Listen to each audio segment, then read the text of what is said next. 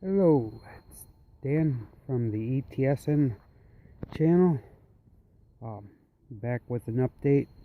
Hopefully my camera works better this time. I had to do the phone dump to clear the memory, so we'll see if this will make it so I can actually do something. Here I'm gonna have to flip the camera on so you can see the project.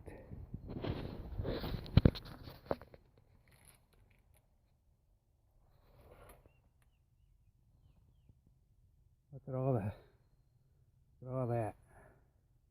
And then down here, see this, I went to test it, and let's see if I can get the camera to focus in there. There it is, right there, and up here, and on the inside, all pinholes in that gas tank.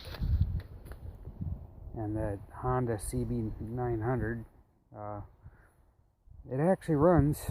I got enough gas in there when the paint held the gas in the tank enough that I got enough in there with it pouring out about a third as fast as I poured it into the tank.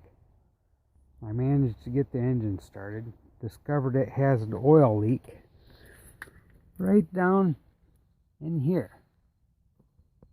See, the oil goes up to the oil cooler, and it's right down in here where the clamp is. It's got a leak on the CB900 custom, the 10-speed motorcycle. Then, while I was doing that, I managed to work on this, the GL1100. Bug in my hair. Comes off a little stiff, so that's good. I got brake fluid in there now. See it? Here, let me get it up there so you can see it. Yeah, I got a little dot in the way. There it is. There's brake fluid in there. This hose turned out to be different than the other one. Apparently, the previous owner didn't know there had back brakes on this, or he never checked it. That reservoir was bone dry, and it had all gelled up into the master cylinder there. And there's bone dry in the rear brake. It's like he never used this. So I got it so it actually, it's not quite freed up yet. I might have to take that pedal off and get it freed up in there, and maybe put some lube in that pivot point for that foot pedal, so it'll I gotta look up how to take that chain off, or not the chain but the spring, and see how that works. And I was cleaning up the brake bleeder valve on the rear brake, this one right here. It was pretty much white dust in there, so it was clogged. Luckily, a friend of mine had parts for it. I had another Honda, and the bleeder valves are the same on those. And while this one's been sitting, the engine is seized up on it. So I got it to crank just a little bit, so it's not completely seized, but it's stiff enough where it won't crank over. I'm going to put this cover back on. Let's see, get that pin down there lined up. There's that one. There's that one. There's that one. All on. Yeah, so I'm going to have to deal with taking off some of this fairing crap that they have on here on these gold wings. I guess that helps direct the fan of air from the radiator up over the carburetors. But this one's on there a little bit better. But I gotta pull the plugs off. See, down here there's a set of plugs that go into 2 cylinders here. So there's like I don't know, is either 3 or 4 or 1 or 2. On that, it's a boxer type engine on these Goldwings, and I don't see any problem with that. I might have to change the oil, so I definitely have to change the oil on both bikes. I don't see where the bleeder is, but this K-Hen carb, this one here, I think this is one of the problems, because when this if I forget to shut the fuel off, it turns out that it'll flood and it runs gas right, or the carb overflows, and when it's on a kickstand, it leans down on this side, so that's the low one.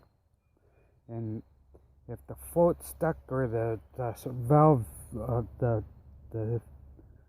inlet valve seat that connects to the float, if that's actually leaking or not sealing or seating up, that can happen with if somebody puts in an ethanol-based gas in these, because these carburetors do not handle ethanol very well. They tend to develop this weight. It reacts to aluminum, makes it oxidize, and it makes it bubble up with. Yeah, my wife parked the car. You can tell. She didn't give me enough room to even walk between the bikes. Anyway, it causes them to bubble up in there, and it causes the seats not to set, or linkages or sticky floats. May even cause, if the float's aluminum, it may cause that to rust through and leak and hold gas. Most floats are not made out of aluminum. They're usually a brass or a plastic or some kind of cork system. I guess the real old ones were cork, and the newer ones were like brass, and now they've gone to like that ABS plastic. Oh, by the way, on the Chrysler 300, I got that all exhaust system completely welded in finally, and that part runs. I think it's starting to go through the front pipes that come off the cats down to the thing. They get them bellows flex pipes in them, and they got like a clamp over the bellows, and I do believe that it's starting to leak in there.